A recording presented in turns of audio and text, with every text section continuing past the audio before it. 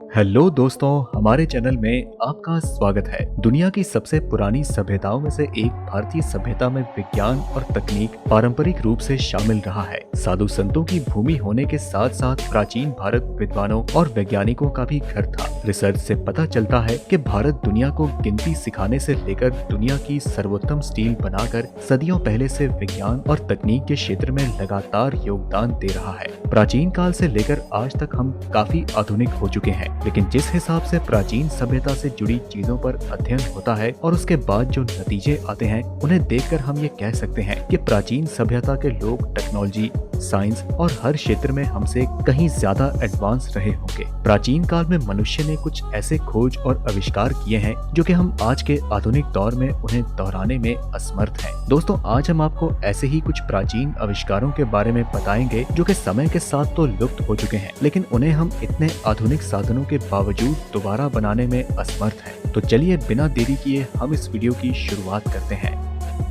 प्राचीन रोमन साम्राज्य में कई ऐसी इमारतें बनी हैं जो कि समय को मात देते हुए आज भी सही सलामत खड़ी हैं। इनकी वास्तुकला का एक अभिन्न अंग था कंक्रीट। ये कंक्रीट आज के कंक्रीट से काफी अलग है। जहां आज के कंक्रीट सिर्फ 50 साल या ज्यादा से ज्यादा 100 साल तक चल सकते हैं, वहीं रोमन कंक्रीट हजारों साल चलने में सक्षम थे, जिसकी वजह से ये इमारतें आज भी खड़ी हैं। माना जाता है कि रोमन कंक्रीट का एक खास तत्व था ज्वालामुखी की राख, जो कि दरारों को फैलने से रोकती है। लेकिन समय के साथ साथ रोमन कंक्रीट बनाने की ये कला भी लुप्त हो चुकी है।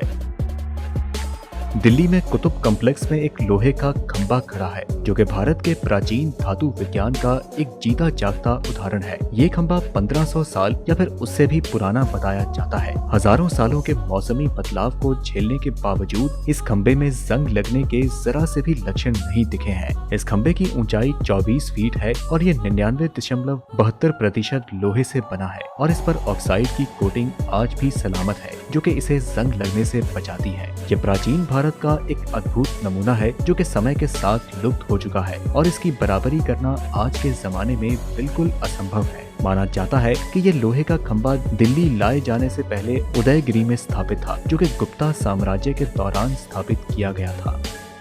लाइकरगस कप प्राचीन सभ्यता का एक अद्भुत और बेमिसाल कांच का बनाया गया कप है। इसे कौन सी टेक्नोलॉजी से बनाया गया है, ये आज भी वैज्ञानिकों की समझ से दूर है। ये कप 4वीं शताब्दी में रोमन्स द्वारा बनाया गया था और इसके निर्माण में डाइक्रोइक ग्लास का इस्तेमाल किया गया है। इसका मतलब ये है कि अगर इस पर प्रकाश डाला जाए तो वह प्रकाश कप से परावर्तित भी हो सकता है और कप के आर पार भी जा सकता है। जब इस कप पर सामने से प्रकाश डाला जाता है तो इस कप का रंग हरा हो जाता है और जब पीछे से प्रकाश डाला जाता है तो इसका रंग लाल हो जाता है। इस कप के रंग बदलने की प्रक्रिया ही वैज्ञानिकों के लिए रहस्य बनी हुई है। आज के वैज्ञानिकों की भाषा में ये कप नैनो टेक्नोलॉजी का एक बेहतरीन उदाहरण माना जाता है। यानी कि अब आप सोच सकते हैं कि रोमन लोग कितनी एडवांस टेक्नोलॉजी का इस्तेमाल करते थे। इस कप के कांच को बनाने में कोलॉइडल रूप में बिखरे हुए सोने और चांदी के छोटे छोटे कणों का उपयोग बेहद छोटे अनुपात में किया जाता है और इस विधि से कांच बनाकर रोमन के लोग कप में डाइक्रोइक इफेक्ट क्रिएट करते थे।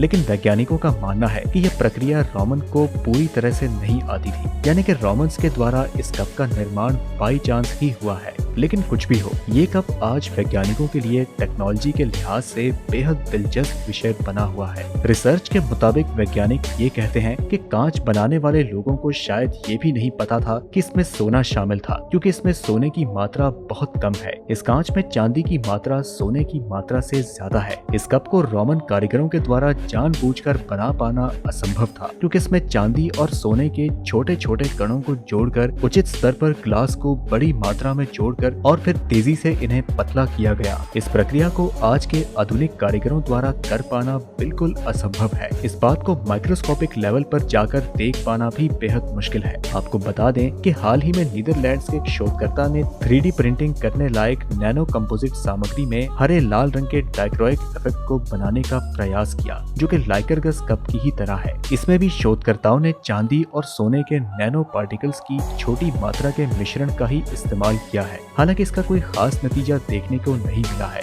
लेकिन हम ये जरूर कह सकते हैं कि प्राचीन रोमन साम्राज्य के लोग वाकई में बहुत अच्छे कारीगर थे, जिन्हें आज के वैज्ञानिकों के लिए समझ पाना काफी मुश्किल है।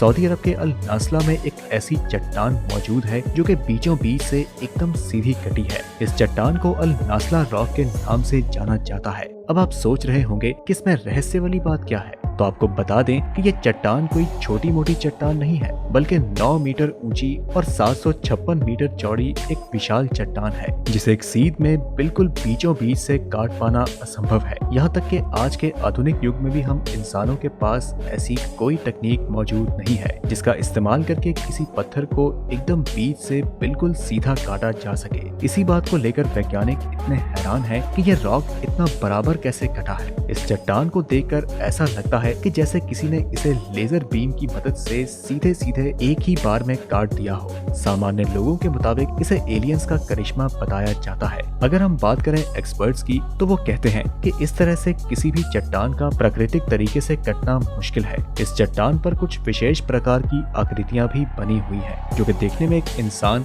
और एक घोड़े जैसी लगती हैं। लेकिन सबसे खास बात यह है कि आखिर इसके बीच में ये दरार पड़ी कैसे। कई एक्सपर्ट्स ने तो ये भी कहा है कि हो सकता है कि एलियंस के पास कोई ऐसी लेजर बीम रही होगी जिसके द्वारा इस चट्टान को काटा गया हो। यानी कि ये चट्टान हमें बताती है कि हमसे पहले की सभ्यता कितनी एडवांस रही होगी, जो कि लेजर बीम जैसी टेक्नोलॉजी का इस्तेमाल करती थी।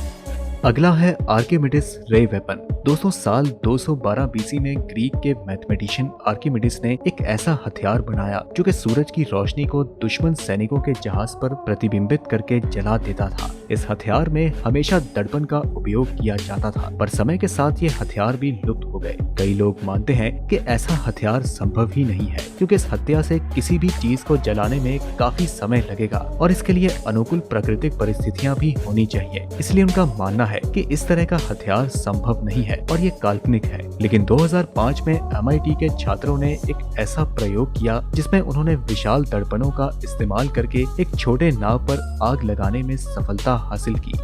अगला है पिरामिड ऑफ जोसर। आज से करीब 4000 साल पहले इजिप्ट एक खूबसूरत शहर हुआ करता था। सिर्फ इतना ही नहीं, ये अपनी बेहद खूबसूरत कलाकृतियों के लिए विश्व भर में प्रसिद्ध था। कहने को आज मिस्र की सभ्यता भले ही इतिहास के पन्नों में बंद है, लेकिन ये अपने पीछे कई ऐसे रहस्य छोड़ चुकी है जो कि हमारे आज के आधुनिक विज्ञान के लिए किसी पहेली से कम नहीं है, जैसे कि वहाँ की कलाकृतियाँ और प्राचीन टेक्नोलॉजी। और पिरामिड ऑफ जोसर इन सभी चीजों का जीता जागता उदाहरण है, जो कि अपने आप में कई रहस्य समेटे हुए है। और इसे देखने पर हमारे मन में कई सवाल आते हैं, जैसे कि इसका निर्माण करते समय किस तकनीक का उपयोग किया गया होगा, इसे बनाने में कौन से कंक्रीट का इस्तेमाल किया गया होगा। इन पिरामिड से प्राचीन सभ्यताओं के उन्नत होने का प्रमाण मिलता है। जोसर पिरामिड का अध्ययन करने पर कई सारी हैरान करने वाली चीजें मिली। इनमें छिपी हुई सुरंगों का एक विशालकाय नेटवर्क पाया गया। वैज्ञानिक आज भी आधुनिक टेक्नोलॉजी की सहायता से इनका अध्ययन कर रहे हैं, लेकिन आज भी इनके बारे में स्पष्ट रूप से कुछ नहीं कहा जा सकता। आज भी हम इजिप्ट की प्राचीन टेक्नोलॉजी के मुकाबले में काफी पीछे हैं। केवल एक ही पिरामिड में करीब 23 लाख लाइमस्टोन्स का उपयोग किया गया है, जिसमें एक लाइमस्टोन का वजन 2700 से 70,000 किलो तक है। इससे आप अंदाजा लगा सकते हैं कि इन भारी भरकम पत्थरों को एक जगह से दूसरी जगह ले जाने में किसी न किसी एडवांस तकनीक का इस्तेमाल तो किया ही गया होगा, जो कि किसी अजूबे से कम नहीं है, क्योंकि आज भी हम इतने आधुनिक होने के बावजूद ऐसा नहीं कर पाते हैं। अगला है टेम्पल ऑफ जुपिटर। इटली में स्थित टेम्पल ऑफ जुपिटर आज के वैज्ञानिकों के लिए किसी पहेली से कम नहीं है। जिस टेक्नोलॉजी की सहायता से इसका निर्माण किया गया, वो वैज्ञानिकों के बीच चर्चा का एक अहम विषय बना हुआ है। रोमन सभ्यता के अनुसार जुपिटर बिजली और तूफानों के देवता होते हैं और इसी कारण ये मंदिर उन्हीं को समर्पित था। खूबसूरत होने के साथ साथ ये इमारत टेक्नोलॉजी के मामले में उससे कहीं ज्यादा एडवांस्ड है। आर्कियोलॉजिस्ट की माने तो इस टेम्पल का निर्माण आज से करीब 5000 साल पहले हुआ था, जिसमें रोमन साम्राज्य के समय में बड़े बड़े विशालकाय पत्थरों का निर्माण किया गया। वहीं आर्कियोलॉजिस्ट का ये भी कहना है कि रोमन साम्राज्य के पास पत्थरों के इन विशालकाय ब्लॉक्स को तराशने और एक संरचना में लगाने के लिए उनके पास अच्छे आर्किटेक्ट्स और इंजीनियर्स नहीं थे। लेकिन इसके बावजूद इस टेम्पल में जिस टेक्नोलॉजी का उपयोग किया गया है, वो हाईली एडवांस टेक्नोलॉजी से ही संभव है, जो कि उस समय मौजूद ही नहीं थी। इसलिए ये सोचने वाली बात है कि आखिरकार इस टेम्पल का निर्माण कैसे किया गया होगा। इस टेम्पल में 70 फीट लंबे और 14 फीट चौड़े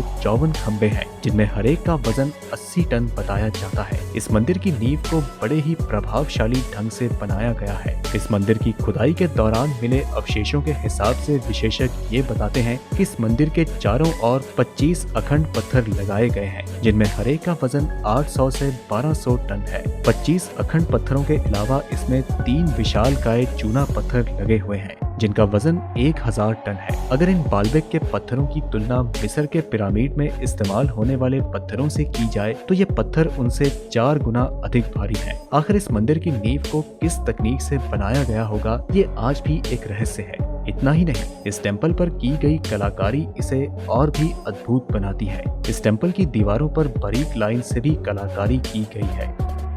दोस्तों, उम्मीद है कि इस प्राचीन टेक्नोलॉजी की मदद से आने वाले समय में एक ऐसी नई टेक्नोलॉजी का आविष्कार हो सकता है जो कि इस पूरे संसार के लिए लाभदायक हो। तो आज की इस वीडियो में इतना ही। वैसे आपके इसके बारे में क्या विचार हैं, हमें कमेंट के माध्यम से जरूर बताएं। हम मिलते हैं आपसे अगली वीडियो में, तब तक के लिए नमस्कार।